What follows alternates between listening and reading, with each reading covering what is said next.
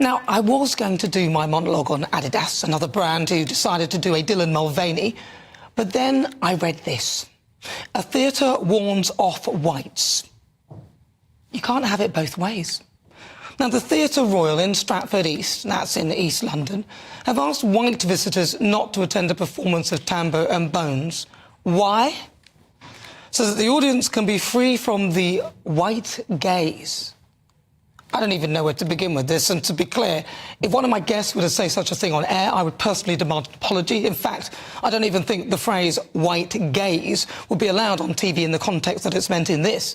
And apparently, it is a one-off blackout event. The description of the show reads as this: a blackout night is the purposeful creation of an environment in which an all-black identifying audience can experience and discuss an event in the performing arts, film and cultural spaces free from the white gaze.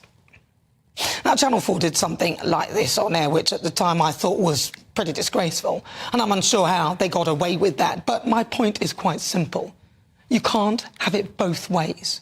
You can't complain about racism and then be a racist yourself, which is what this is. It's racist. I mean, let's imagine, if you will, a theatre performance that urged black people not to come.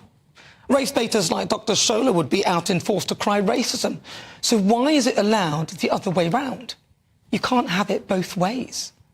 The organisers say the idea of the event is to create a safe, private space for an all-black identifying audience to explore race-related issues.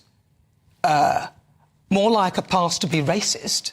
And although they claim no one is excluded, it's quite clear that if you don't identify as black, you won't be welcomed with open arms.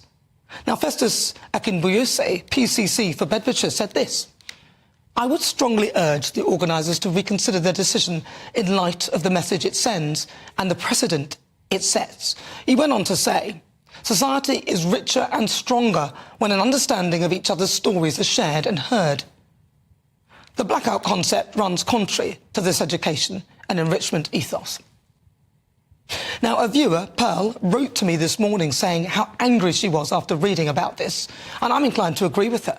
She said, after all the segregation black people suffered during apartheid, you would never think that they would want to go back to that part in history. And she's right. I certainly don't. But it seems some people are comfortable with what they're used to and continue to perpetuate it. If the purpose of this is to educate, then wouldn't it be better to include rather than exclude? Because events like this give a green light to discrimination based on colour, and we all know what that is. It's racism.